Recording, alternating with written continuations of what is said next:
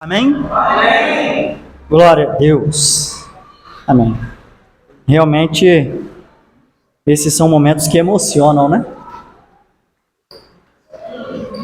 Esses são momentos que fazem aqueles que têm as mamães aqui lembrarem, se emocionarem.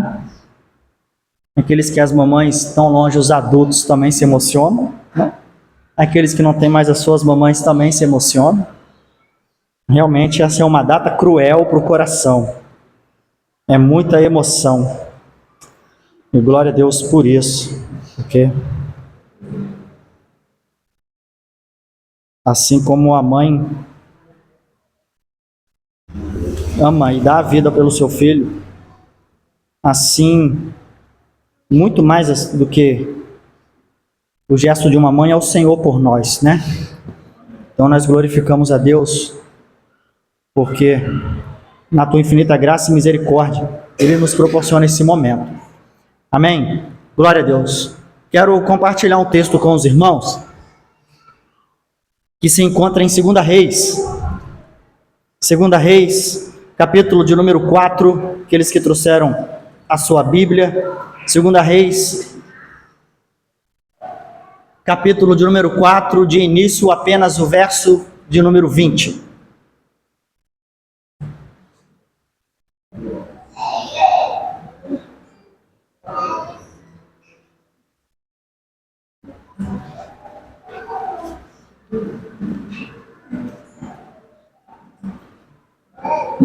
Segunda Reis, capítulo de número 4, apenas o verso de número 20. Por enquanto,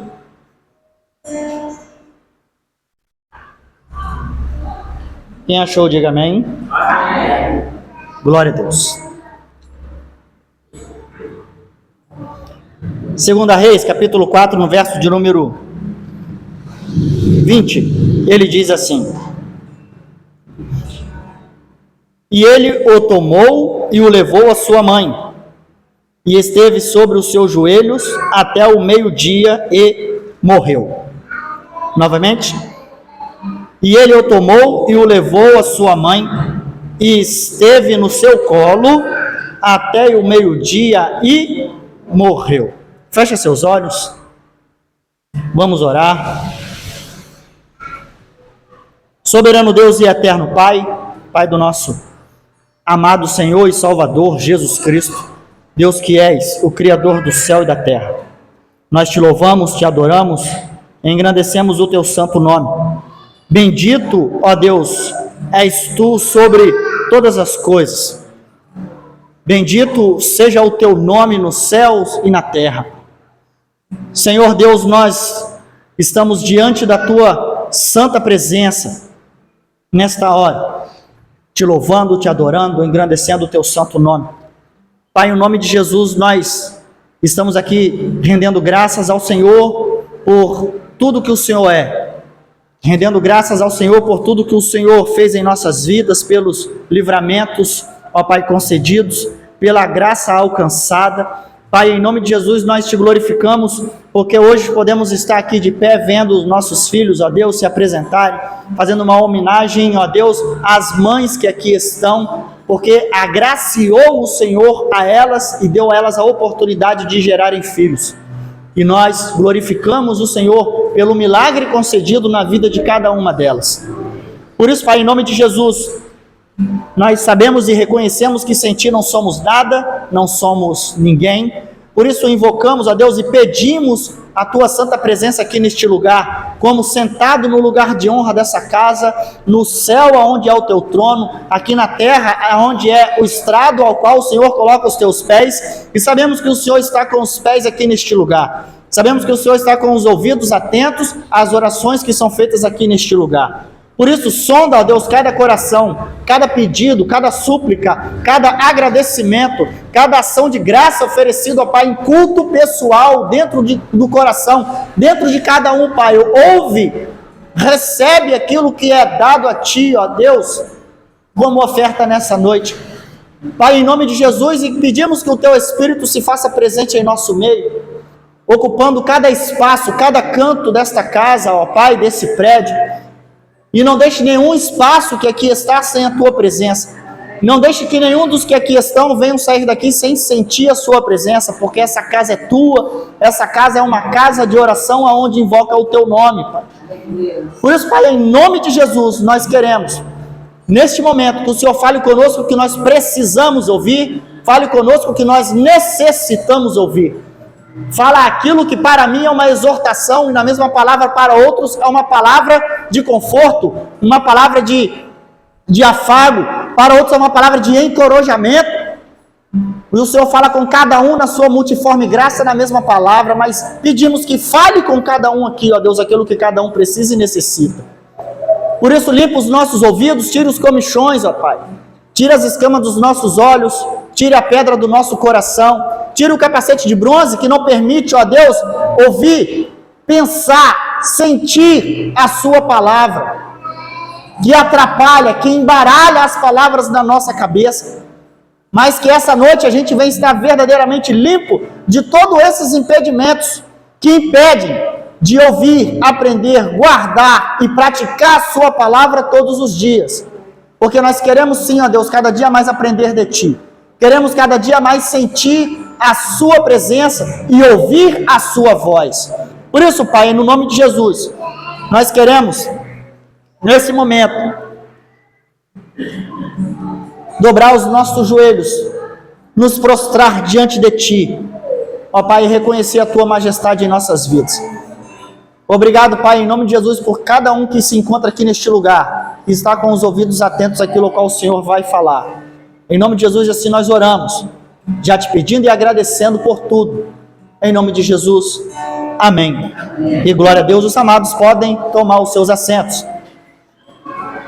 Irmãos, a mensagem de hoje tem por tema colo de mãe.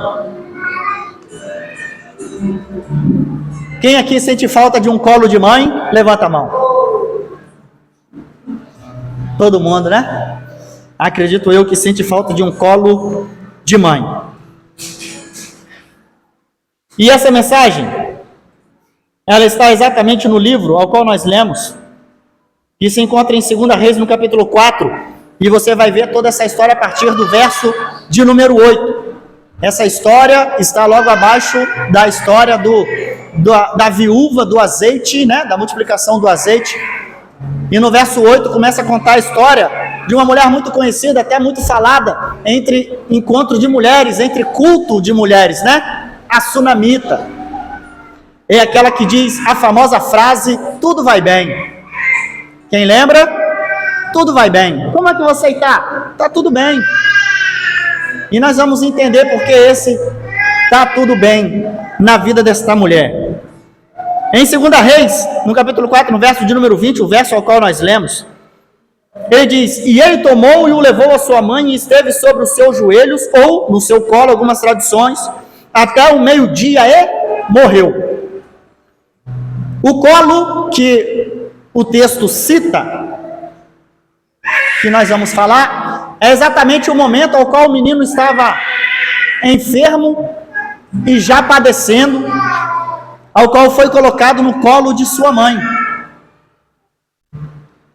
E é o texto, né, que cita para nós essa parte, já o menino já era grande, já era um menino crescidinho, mas no início dessa história, conta lá no verso de número 8, que o profeta Eliseu tinha uma rota, ao qual ele fazia com frequência, e ele passando em Sunem, no texto dá a entender que ele já fazia isso com uma certa frequência, território de Israel, e ali sendo rota, essa mulher sempre o via passando, e um belo dia, ela ofereceu a ele hospedagem e comida, e no texto diz que ela era uma mulher muito rica, provavelmente o teu esposo era dono de propriedades, pois no texto que nós vamos continuar lendo e vamos ver daqui a pouco, ele estava acompanhando os trabalhadores na seara.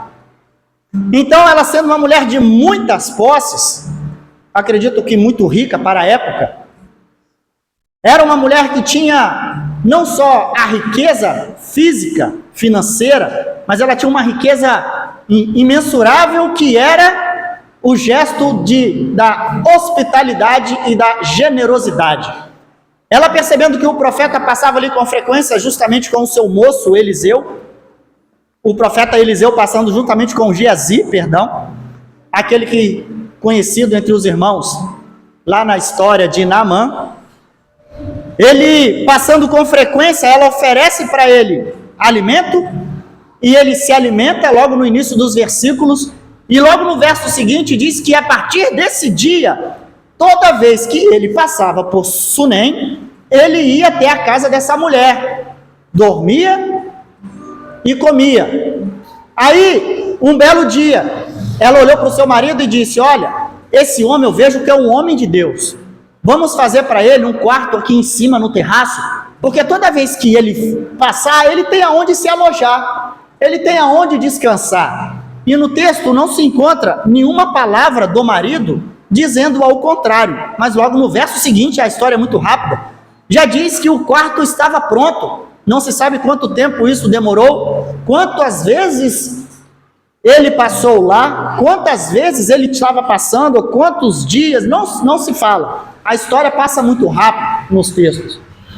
E conta a história que logo depois que o quarto estava pronto, ele passou, foi à casa dela, se hospedou, se alimentou, e logo ele, querendo retribuir a esta mulher o que ela estava fazendo por ele já há bastante tempo, ele pergunta para o seu servo: vai lá e chama ela até aqui e pergunta para ela o que a gente pode fazer por ela, porque ela tem sido generosa para conosco.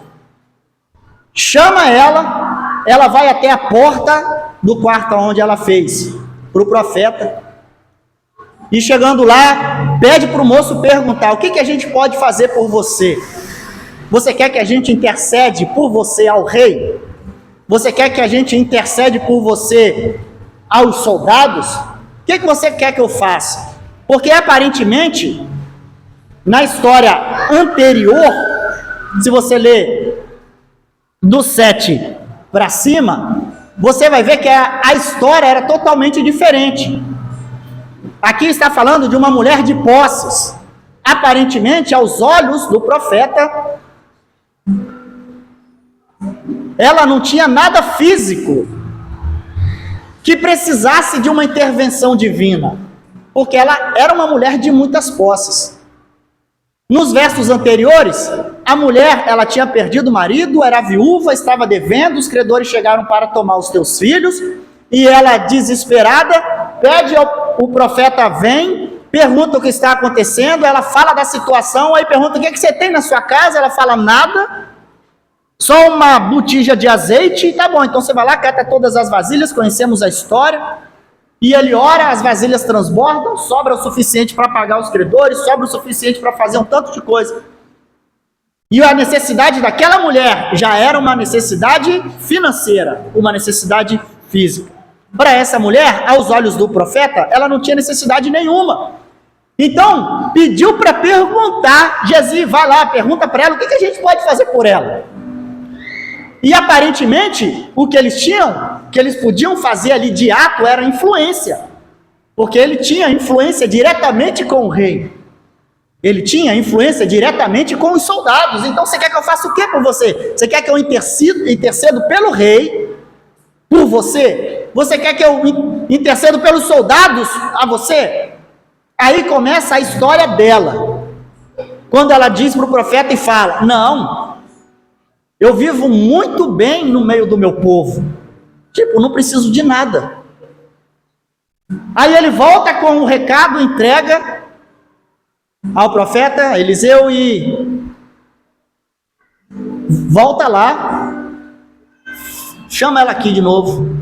Aí, chegando ela na porta, você pode estar acompanhando no texto, fala: então, ano que vem, ela não pediu nada, porque para ela já tinha tudo o suficiente que todo mundo na época precisava. Até nos dias de hoje, tinha trabalhadores à sua disposição, tinha empregados à sua disposição, tinha recurso financeiro, não faltava nada, pelo contrário, ela tinha ainda para ajudar. Porque quando no texto dá a entender que o profeta passava ali de época em época e ela oferecia comida para ele, sem saber quem ele era. No meio da história aparece que vamos construir um quartinho para ele aqui em cima, porque ele passa aqui com frequência, e eu percebo que este é um homem de Deus. Eu percebo que este é um homem de Deus. Parando até aqui, Paulo diz aos Hebreus a respeito da hospitalidade. Quem lembra do verso? Lembrai-vos da hospitalidade, porque muitos, sem saber, acolheram anjos. Lembrai-vos da hospitalidade. Ela hospedava aquele homem e dava de comer a ele, sem saber exatamente quem ele era, mas fazia de bom grado. Então, para todos nós que estamos aqui, principalmente para as mulheres, ela sentia uma vontade no coração de retribuir aquilo que ela tinha, que Deus dava. Então, um dos gestos que eu cheguei ali, li aquilo tudo ali que está ali, eu sou mãe abençoada, cuidadosa, amorosa, corajosa, sábia, dedicada, doce, inspiradora. Se fosse ali sunamita, o primeiro texto que estaria juntamente com todos esses aí é generosa, hospitaleira, né? Hospitaleira, estaria ali. Logo no início do texto. Porque ela além de ser hospitaleira, ela agiu com generosidade por aqueles que foi pela própria boca do profeta. Pergunta a ela o que a gente pode fazer por ela, porque ela tem sido generosa conosco. Vamos tentar retribuir. Aí ela não pedindo nada, nenhuma intervenção política, ela não precisava, porque ela falou, não, eu vivo muito bem no meio do meu povo, não preciso disso. Mas sem pedir nada, ela não pediu nada. Geazi falou, eu percebi que o marido dela já é velho. E eles não têm filhos. A conversa foi entre os dois, ela não ouviu. Aí Eliseu manda, vai lá e chama ela de novo. Ela vem. Esse texto, irmão, é uma lição para a vida toda. Apenas esses textos é uma lição para a vida toda. Ela vem, você vê que é uma troca de informação. Eliseu fala para Geazi, Geazi leva a informação para ela. Não se sabe o tamanho do quarto, aonde era a porta, mas se vê que a conversa é atravessada entre os três. Ele não fala diretamente com ela. No texto diz que ela subiu e ficou à porta. Ela não entrou no quarto onde estava ele, ela ficou na porta. E aonde ela estava na porta, como sinal de respeito tanto para ela quanto para ele, o Geazi veio, o servo do profeta, e falou, deu o recado, voltou para ele lá, contou, ela falou que não precisa de nada, contou a conversa entre os dois. Aí vai o profeta e fala com ela então assim, então tá, nessa mesma época, daqui a 1 ano, você estará segurando um menino no seu colo. Ela não pediu nada. Aí ela se emociona com aquilo no texto e diz, olha, não iluda a tua serva. Não me ilude. Porque ela ia criar esperança no coração. Aí logo no texto pula de novo, como eu disse, a história passa muito rápido. E realmente, naquela mesma época, no ano seguinte, lá estava o menino. Aí se passa um período da história, não se sabe quanto tempo, e ele continuava fazendo o trajeto. E um belo dia, o menino vai até o campo onde está o pai, trabalhando. E logo quando o menino já crescido vai até o pai, ele vê o pai e grita, ai que dor de cabeça. Ai que dor de cabeça, e grita de novo. Aí o pai, entendendo muito de plantar, de cultivar, de lidar com funcionários, de lidar com servos, de tudo isso, um homem muito experiente, velho já em idade, muito sabido. Eu acredito que um ancião cheio de conhecimento, quando vê um menino gritando, ai, que dor de cabeça, já grita logo para o servo. Leva ele para quem? Para a mãe. Leva ele para a mãe. Aí entra a história do colo de mãe. Um menino já começou a passar mal, dor de cabeça aumentando. Aí o tempo também é um período de tempo que a gente não entende, porque a história é muito rápida. E logo que o menino, leva o menino, colocam sobre a mãe, no colo da mãe dele. Passa um período, o menino morre no colo da mãe. Até aqui, por enquanto.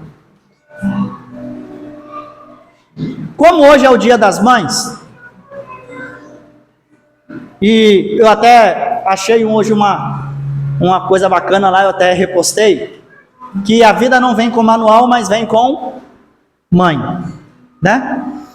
Tudo que acontece na vida do filho, desde quando você é criança, bebê, primeira coisa, quando alguma coisa acontece, ele sai gritando mamãe, mamãe, mamãe, mamãe. O homem, ele só cuida do filho quando está doente, fica a madrugada toda acordada quando está doente, leva no banheiro, troca a fralda, faz tudo o que tem que fazer, só quando ele é pai solteiro, porque se ele tiver com a mãe, quem faz isso é a mãe. É a mãe que fica a madrugada toda acordada se precisar, é a mãe que mesmo durante todas as dificuldades, é a que sempre vai estar lá. Parece até clichê falar isso, todo mundo conhece, mas é uma grande verdade. Como lá em casa é dito, o filho é do casal, mas a maioria do filho é da mãe. Porque de 100 palavras que ele fala, 90 é mãe. A mãe está incluída no meio. E todo mundo sabe disso. Então, numa situação dessa, onde o menino chegou aparentemente bem, lá na colheita, vendo o pai trabalhar juntamente com os outros trabalhadores, logo quando ele grita, ai que dor de cabeça, seu filho não está bem, corre, leva ele para a mãe dele, porque a mãe dele vai dar um jeito. É a mãe dele na época que provavelmente fazia o chazinho, que era passado de geração em geração. Quem é das antigas aqui sabe, a avó ensinava para a mãe fazer um chá, que a mãe ensinava para a filha, fazer chá para dor de cabeça, dor de barriga, furou o pé, bota alho, bota folha de pimenta no furunco e bota não sei o quê. Era ou não era? É chá de pico preto, arroz do campo, caninha não sei da onde, cana de macaco para não sei o quê. Todo mundo tinha um chá. É cidreira, erva doce. Hoje você nem vê mais isso. Aí quando passava mal, leva para quem? Leva para a mãe, porque a mãe sempre tinha um laboratório dentro de casa. Eu acredito que na casa dessa mulher não era diferente. Apesar dela também ter os conhecimentos, ela era dotada provavelmente de conhecimentos de outras pessoas mais antigas, porque ela era uma mulher de posses. Então leva para a mãe, que a mãe vai dar jeito. Aí chega no colo da mãe, a mãe pega, abraça, bota no colo, o menino morre no colo dela. Aí você vê em alguma parte do texto ela se desesperando, gritando, ai meu Deus, por que você fez isso? Você me deu e você tomou. Eu não te pedi nada e assim ainda você me deu e tomou. Isso é crueldade. Ninguém vê isso no texto. Alguém viu? Na minha tradução não tem. Pelo contrário, ela pega o menino no colo, leva o menino lá para cima no quarto que ela fez para o profeta, abre a porta, coloca o menino em cima da cama onde o profeta dormia, desce a escada, vai para o marido e fala, ó, envia-me alguém até o profeta,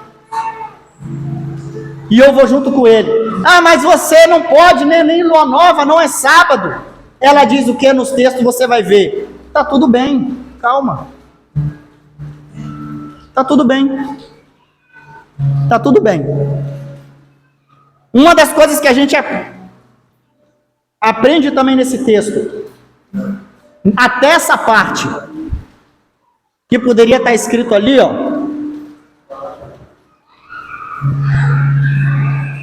É confiança. É confiança. Ela confiava, ela tinha certeza que o profeta, da mesma forma que profetizou que ela teria um filho, e no texto você não vê no texto, verso antes, falando, eis que Deus falou com o profeta, diz a ela dessa forma, que ano que vem ela vai ter um filho. O que ele falava, a autoridade dele era tanta com Deus, que o que ele falava, Deus aprovava. Hoje, para qualquer um falar com você, ou profetizar qualquer coisa, Deus tem que falar. Eis que Deus está me falando que você, isso e isso. Ele falou, então disse para ela, que ano que vem, nesse momento, ela vai ter um filho. Aí Deus foi lá e assinou embaixo, deu o filho para ela. Se passaram todo esse tempo, aconteceu isso, e ele estava em Israel, ela montou no jumento, abardou o jumento, montou o jumento, foi embora com o teu servo, chegando até lá, viram ela já vindo, e ele diz, Geazi diz para Eliseu, olha, eis que ela está vindo ali, aquela mulher lá de Sunem. Aí ele diz, vai lá, corre, pergunta o que está acontecendo. Isso não é normal. Aí quando chega já pergunta para ela e diz, o que aconteceu? O seu marido está bem? Você está bem? Seu filho está bem? Aí o texto diz, está tudo bem. Ela podia dizer o quê?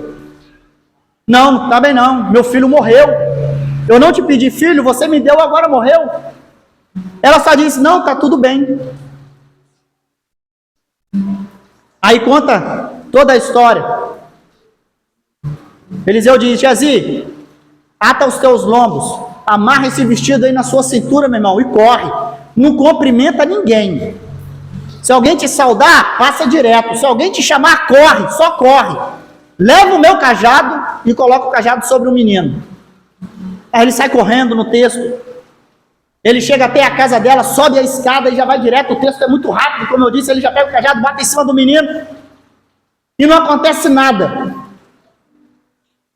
Aí ele, como não aconteceu nada, ele já pegou de novo, desceu correndo, foi correndo ao encontro deles, eles estavam vendo no caminho, aí ele já diz, olha, não aconteceu nada, eu coloquei o cajado sobre o menino, e ele permanece da mesma forma. Aí conta a história que eles chegaram, subiram a escada, Eliseu pega, tranca a porta, a cama ao qual ele dormia, o menino estava lá, ficou só ele, Deus e o menino.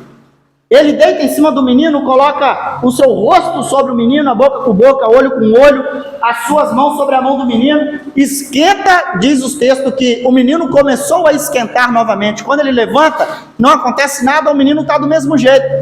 Ele anda, fica andando no quarto, orando, conversando com Deus, aí ele vai e faz de novo a mesma coisa. Aí quando ele faz de novo a mesma coisa, ele levanta, o menino espirra 7 vezes. O menino volta à vida. É uma história bacana, de edificação para o povo de Deus, irmão. E o que me alegra nisso tudo é porque esse mesmo Deus que fez isso naquela época é o mesmo que está aqui hoje presente no nosso meio. Quem crê?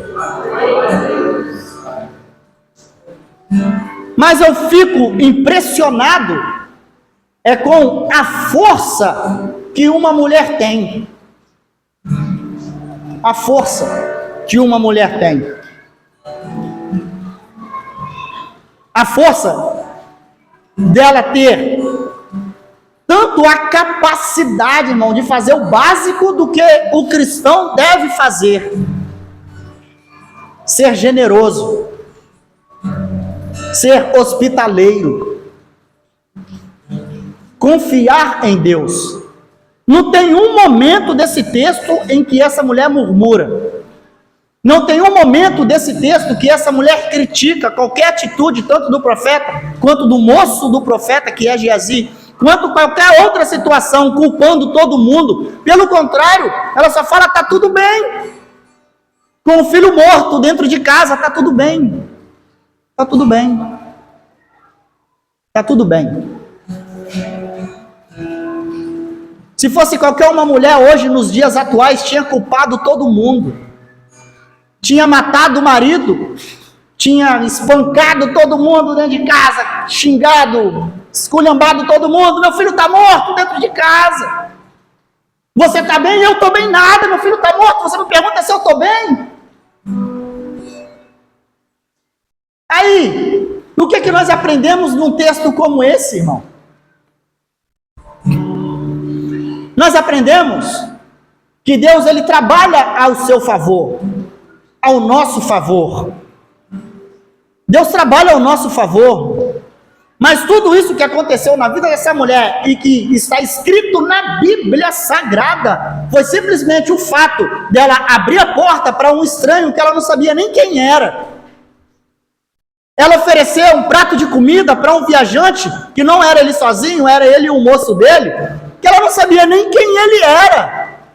Isso tudo aconteceu pela generosidade dela, irmão. Isso tudo aconteceu pelo coração que ela tinha voltado para Deus.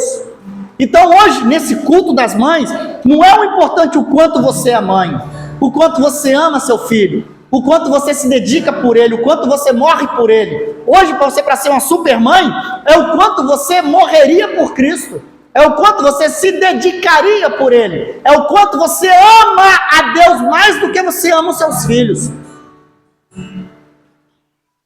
No mundo lá fora é muito bonito pegar uma criança, alguém e matar o outro para proteger o filho, para fazer isso e aquilo outro e tudo mais. Mas no meio cristão, como essa mulher, é o quanto você ama a obra de Deus, irmão.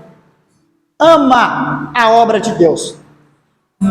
O quanto você abre o seu coração para a presença de Deus entrar. O quanto você abre o seu coração para abençoar a vida de outras pessoas. O quanto você é mãe. Você é mãe de multidões.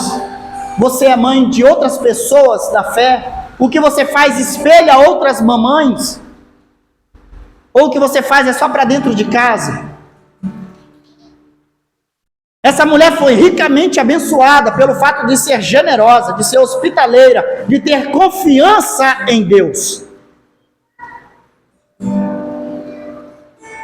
Então hoje, se eu fosse colocar mais algumas palavras ali, eu colocaria hospitaleira. Eu sou uma mãe hospitaleira.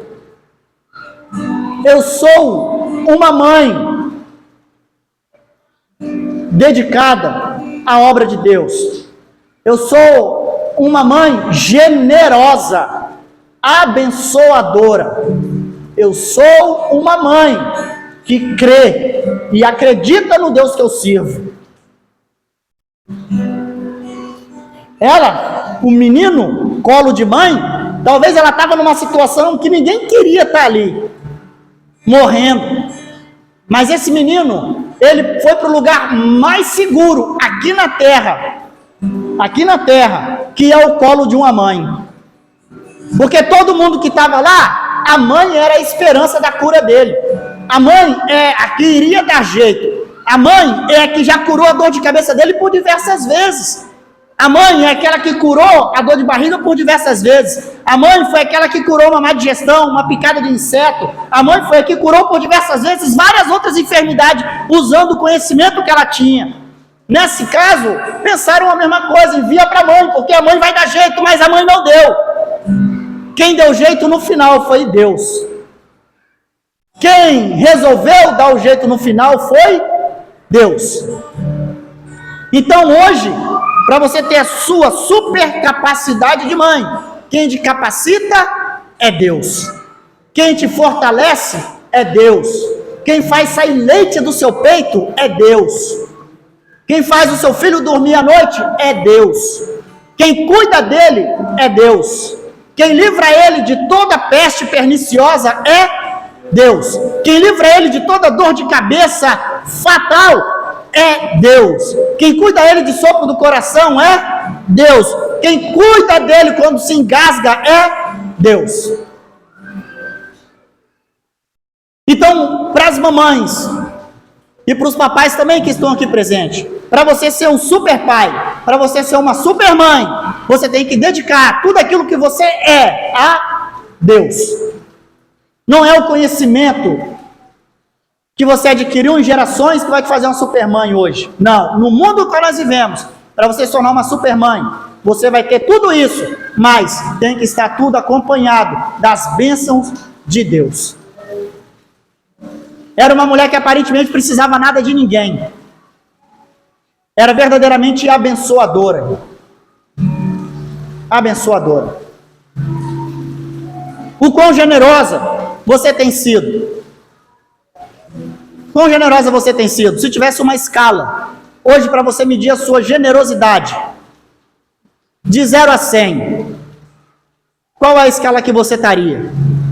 Se você tivesse que ser hospitaleira hoje, você não gosta de receber nem parente em casa, quem dirá estranho, né? Ninguém recebe ninguém em casa hoje mais, irmão. Ninguém recebe mais. A gente não recebe nem amigo em casa quando chega fora de hora. Quem dirá um estranho?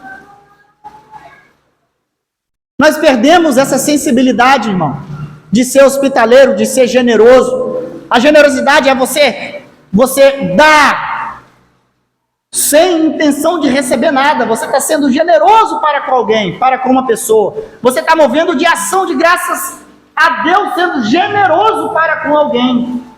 É quando você está agradecendo a Deus por tudo que você tem. Eu vou agradecer, vou doar alguma coisa que eu tenho para alguém, porque eu não sei como agradecer, então eu vou ser generoso. Então, o quanto nós temos sido hospitaleiros, generosos, o quanto nós temos crido em Deus diante das adversidades. Quando a coisa esquenta dentro de casa, a gente discute com o marido, a gente briga com os filhos, briga com a mamãe, briga com os irmãos, briga com os tios, briga com o papai, briga com todo mundo. Ou a gente faz como ela fez, procura a ajuda de Deus. Não tem uma parte no texto dizendo que ela ia buscar um curandeiro, um médico, alguém que pudesse fazer alguma coisa. No texto diz que ela foi em busca do profeta, irmão, que representava a voz de Deus. Ela foi em busca daquele que poderia realmente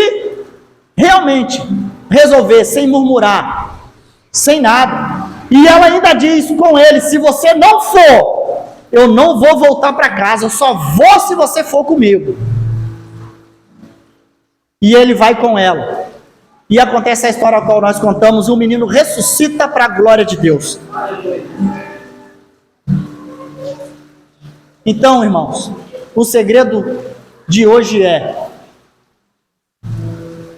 temos que abrir as portas da nossa casa para a presença de Deus, irmão.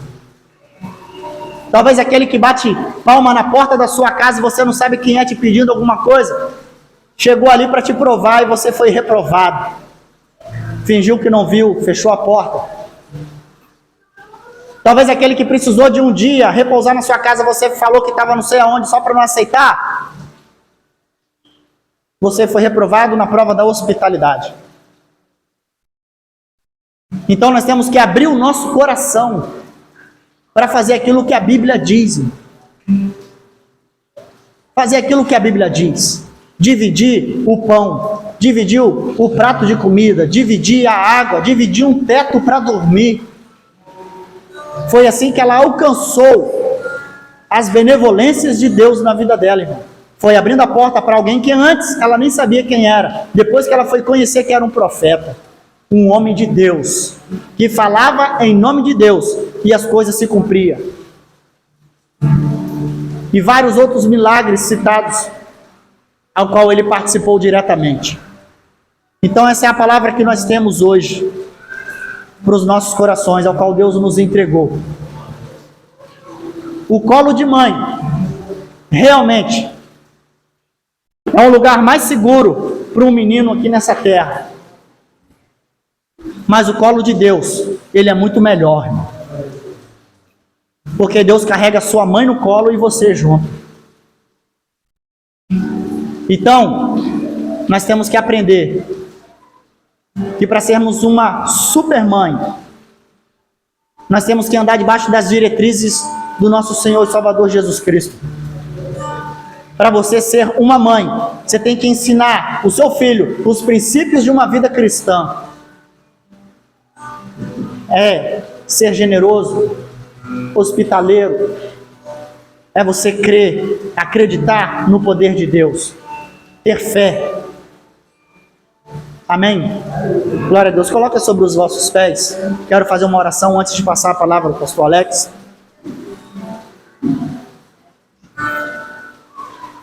Vamos louvar?